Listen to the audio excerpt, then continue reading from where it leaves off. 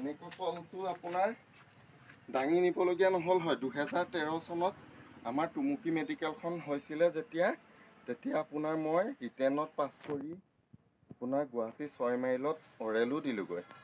তেতিয়া আপোনাৰ বিসংবাদ চলিছিলে 2013ত। সেই বিসংবাদৰ ফলত আমি চাকৰি নাপালোঁ। আজি এয়া কল দাঙি কষ্ট কৰি আছোঁ। কপালত লিখা আছে, দুখ কৰি লাভ নাই, কৰি যাব লাগিব, সেইকাৰণে কৰি যাওঁ। আপোনালোকক দেখুওৱা দেখি বেয়া নাপাব, কিছু মনৰ আৱেগৰ কথা আপোনালোকৰ আগত প্ৰকাশ কৰিবলৈ চাওঁ। তাকে কলথোক লৈ যাওঁ, বহুত ভাৰীও আছে, তাকে মোৰ দোকানলৈকে লৈ যাওঁ। নমস্কাৰ বন্ধু বান্ধৱীসকল, আজি ঘৰতে কৰা কল এথোক কাটিবলৈ আহিলোঁ। কলৰ বজাৰখন এতিয়া বহুতেই ভাল হৈ আছে। কিহৰ কাৰণে? ৰমজান মাহ চলি আছে, কলৰ বেচা বেচিটো বহুত ভাল হৈ আছে। সেইকাৰণে টাউনৰ বজাৰত আপোনাৰ মালভোগ কলৰ কেজি 150 টকা আৰু অমিত সাগৰ কেজি আপোনাৰ 80 টকাৰ পৰা 100 টকাৰ ভিতৰত, আৰু এনেকুৱা টাইপৰ জাহাজী কলটো 50ৰ পৰা 60 টকা কেজি। সেইকাৰণে আমি টাউন বজাৰৰ পৰা কলবিলাক আনিব নোৱাৰা হৈছোঁ। কিহৰ কাৰণে? তাত ডিমাণ্ডটো বেছি, সেইকাৰণে টাউনত বিক্ৰী পাত্ৰাটো বেছি হৈ আছে। আমাৰ এইপিনে কম বাৰু বিক্ৰী পাত্ৰাটো, ৰমজান মাহ যদিও। সেইকাৰণে আমাৰ কলটো ইয়াত ধৰি লওক 40ৰ পৰা 50তে বিক্ৰী হৈ আছে। সেইকাৰণে আমি টাউন বজাৰৰ পৰা আনি কলটো বেচিব নোৱাৰোঁ। সেইকাৰণে আমাৰে ঘৰৰ কিছুমান কল আমি কৰি লৈছোঁ। এতিয়া ৰাস্তা কাণত মই য'ত দোকানখন খুলিছোঁ আপোনালোকক দেখুৱাইছোঁ। মই এখন ৰাস্তা কাণত নতুন দোকান খুলিছোঁ আমাৰ নিজৰ মাটিতেই। সেই দোকানখনৰে মাটিত আগলৈ মই তাকে আপোনালোকক দেখুৱাম। কলৰো খেতি কৰা আছে। দাদাহঁতে এইকণত ঘৰ বনোৱা আছে, দাদাহঁতৰ মাটিতেই মানে কলৰ খেতিও কৰা আছে। আৰু মাটিটো মানে কি হ'ল, পথাৰৰ মাটি উঠোৱা আছে, তামোল গছ আৰু কলৰ ধুনীয়া খেতি হয়। সেইকাৰণে আপোনালোকক দেখুৱাবলৈ এই কলথোক দেখুৱাইছোঁ আপোনাক। ধুনীয়াকৈ পথাৰৰ মাটি দি উঠোৱা আছিলে বাৰীখনত। বাৰীখন পথাৰৰ মাটি উঠোৱা দেখি কল ধুনীয়া চেহেৰা হয়, সেইকাৰণে ধুনীয়া কল পৰিছে। সেইকেইটোক দেখিছে, ধুনীয়া সুন্দৰ কল হয়। আৰু আপোনাক দেখুৱাম এই তামোল কেইজোপা দেখুৱাবলৈ আপোনাক চেষ্টা কৰিম। বাৰীখন এইখন আমাৰ আগলৈ মোৰ দোকানখন আছে। আগলৈ আপোনালোকে অকণমান গ'লে মোৰ দোকানখন, এই বাঁহৰ মাজৰ পাৰ হ'লে মোৰ নতুন দোকানখন। আৰু এয়া ৰাস্তা কাণত আমাৰ আগৰ কলৰ খেতি আছিলে, বহুত ডাঙৰ কলৰ বাৰী বনাইছিলে তেতিয়া। এখন সৰুতে আমি এইখন কলৰ বাৰী আছিলে, কলৰ বাৰীৰ পৰা ঠেলাই ঠেলাই আমি কল নিওঁ। আৰু ইয়াত তামোল দেখিছে, এই তামোলৰ থোকটো আপোনালোকক দেখুৱাবলৈ চেষ্টা কৰিম। তামোলৰ থোকটো চাওক, সুন্দৰ ধুনীয়া।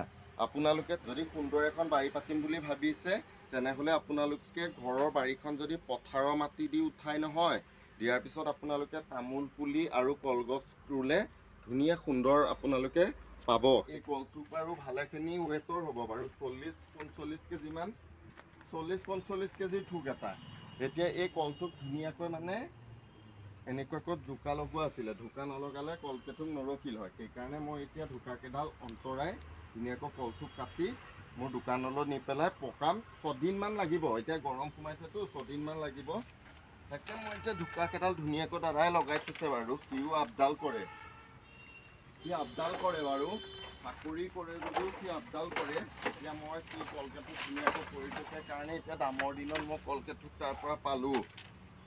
সিও কষ্ট কৰি এইটো কৰিছে না, দুডাল ঢোকাই লগাইছে, কৰিছে বাৰু, তেওঁ ধুনীয়া কৰিছে বাৰু, ভাল হৈছে। ঢোকা দুডাল লগাইছে। তাকে মই এতিয়া কলথোক ভালকৈ কাটি নিব লাগিব, তাকে আপোনালোকক দেখুৱাম আপোনাক। আৰু মই কলথোক ধুনীয়াকৈ কাটিব লাগিব। এইপিনে পথাৰত আছেতো, বেছি কাটিলে নহ'ব, বেছি কাটিলে নহ'ব। ধুনীয়াকৈ কলথোক সুন্দৰ সুন্দৰ ধুনীয়া ধুনীয়া কল এথোক আছে, মানে 40-45 কেজি জোখ ল'ব পৰা নাই কলথোকে। ধুনীয়া। তলতে গৰুজনীও চৰি আছিলে, গৰুজনী এতিয়া পাতখিনি খাব পাৰিব। পাতখিনি তললৈ পেলাই দিলে সুন্দৰ। পথাৰেদিও মোৰ দোকানলৈ আহিব পাৰি। মোৰ দোকানলৈ যদি আপোনালোকে ডিঙাচুকৰ পিনৰ পৰা আহে, তেনেহ'লে মই দেখুৱাই দিবলৈ যত্ন কৰিম। পথাৰেদি আহিবও পাৰে মোৰ এইখন দোকানলৈ, নতুন দোকানখন য'ত বনাইছোঁ। মোৰ ঘৰ এইখন চাওক, মোৰ ঘৰৰ এইখন মোৰ ঘৰ, মোৰ এইখন ৰাস্তা কাণৰ আপোনাৰ নেশ্যনেল হাইৱে কাণৰ বাৰী, তাতে মই নতুন দোকানখন বনাইছোঁ। বনাই কলথোক দাদাহঁতৰ বাৰীৰ পৰা কাটি লৈ গৈছোঁ, এতিয়া মোৰ দোকানলৈ লৈ যাম, তাতে মই পকাম, দেখুৱাম। কলথোক কিন্তু ভাৰী আছে, কলথোক কিন্তু ভাৰী হ'ব। কাটি ল'লোঁ কলথোক। তলতো এই গৰুজনী বান্ধি থোৱা আছিলে, গৰুজনীয়েও পাতকেইটা খাইছে। এতিয়া কলথোক আপোনালোকক কাটিবলৈ ধৰিছোঁ, ভাৰী আছে যে কলথোক ভাগি গৈছে নাকাটোতে। কলথোক ধুনীয়া কল এথোক হৈছে, ধুনীয়া, সেইকাৰণে আপোনালোককো দেখুৱালোঁ আজি কলথোক কাটি। আৰু এতিয়া ভাৰী কলথোক এনেকৈ দুঠোক জাহাজী লৈ যাওঁ, বুজিছে। কষ্ট আছে, বেপাৰ কৰিলে কষ্ট। মোমাইহঁতক ইমান কষ্ট নিদিওঁ। এইঠোক কল, এইঠোক আপোনালোকক দেখুৱালোঁ, দেখিছে। 45 কেজি আপোনাৰ হৈ যাব। সুন্দৰ কল এথোক হৈছে, সেইকাৰণে আপোনালোকে বাৰী পাতিলে পথাৰৰ মাটি 1 টেলৰ পেলাই ল'ব। ধুনীয়া তামোল আৰু কলৰ আপোনালোকে ধুনীয়া উৎপাদন পাব। সেইকাৰণে এই কলথোক দেখুৱালোঁ, ভাৰী। এতিয়া পিঠি বিষ হৈছে, কল মই দুঠোক এনেকুৱা জাহাজী দাঙি নিওঁ যে পিঠি এপিনে ডিঙু পিঠি বিষ হৈ গৈছে। তেওঁ দাঙি থাকোঁ, মোমাইহঁতে নোৱাৰে এনেকুৱা ডাঙৰ কল দাঙিব। তাকে মোমাইহঁতকো ইমান কষ্ট নিদিওঁ, মাল বস্তুখিনি আনি দিওঁ, সিহঁতক খালি দোকানত দোকানখন চলি থাক। খালি নিৰক্ষৰ হৈ নাযাবি, কাম কাজ পাবলৈ নাই। অভাৰব্ৰিজৰ সেইখিনিতে কাম চলি আছে, অভাৰব্ৰিজৰ কাম চলি আছে, কিন্তু ইমান নিবনুৱা আছে যদিও ইমান মানুহ স্থায়ী কৰ্মচাৰী আমাৰ লগা নাই। বহুতেই মানুহ নিবনুৱা হৈ গৈছে, দিনকালবিলাক বহুত বেয়া আহিছে। সেইকাৰণে আপোনালোকক দেখুৱাইছোঁ, বহুতেই কষ্ট কৰিও তাৰ ফল নোপোৱা হৈছোঁ। সেইকাৰণে এথোক কল এতিয়া দাঙি নিব লাগিব। কলথোক ভাৰী আছে, ডিঙৰো বিষ হ'ল। তাকে আপোনালোকক দেখুৱাইছোঁ নতুন দোকানখনলৈকে লৈ যাবলৈ। চাকে ভাৰী আছে, তেনে মই এতিয়া কলথোক দোকানলৈকে লৈ যাম। তাকে আপোনালোকক দেখুৱালোঁ, চাই যাওক, কষ্ট আছে। এনেকুৱা কলটো আপোনাৰ দাঙি নিবলগীয়া নহ'ল হয়। 2013 চনত আমাৰ টুমুকি মেডিকেলখন হৈছিলে তেতিয়া আপোনাৰ মই ৰিটেনত পাছ কৰি আপোনাৰ গুৱাহাটী 6 মাইলত অৰেলো দিলোঁগৈ। তেতিয়া আপোনাৰ বিসংবাদ চলিছিলে 2013ত। সেই বিসংবাদৰ ফলত আমি চাকৰি নাপালোঁ। আজি এয়া কল দাঙি কষ্ট কৰি আছোঁ। কপালত লিখা আছে, দুখ কৰি লাভ নাই, কৰি যাব লাগিব। সেইকাৰণে কৰি যাওঁ। আপোনালোকক দেখুওৱা দেখি বেয়া নাপাব, কিছু মনৰ আৱেগৰ কথা আপোনালোকৰ আগত প্ৰকাশ কৰিবলৈ চাওঁ। তাকে কলথোক লৈ যাওঁ, বহুত ভাৰীও আছে। তাকে মোৰ দোকানলৈকে লৈ যাওঁ, আহকচোন।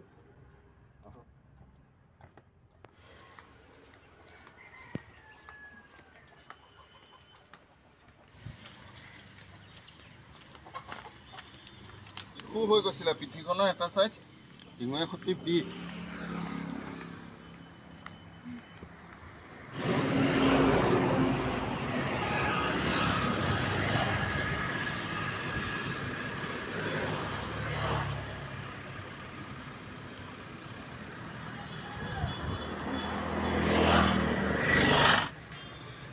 কেঁচুচমান আহিলে আৰু কেইটুকমান চেনি কল লোৱা আছে। তাকে দেখুৱালোঁ আপোনালোকক। কল কেঁঠুকো কাটি আনিলোঁ, মেডিচিন নিদিয়া, কোনো মেডিচিন নাই, গছৰ পৰা কাটি আনিছোঁ, দেখুৱালোঁ। আৰু ইয়াত ধুনীয়াকৈ এতিয়া সোণাৰ পাত কাটি আনিম, কাটি আনি পেলাই এনেকুৱা বস্তা কাৰ্টুনৰ ভিতৰত সুমিয়াই থ'ম। আৰু 6 দিন 7 দিনৰ পিছত আপোনালোকে পাব। দাবাই নিদিলে আপোনালোকে 6 দিনৰ পিছত একেটা কল খাবলৈ পাব। তাকে দেখুৱালোঁ, চাই যাওক। ধন্যবাদ, আহিব।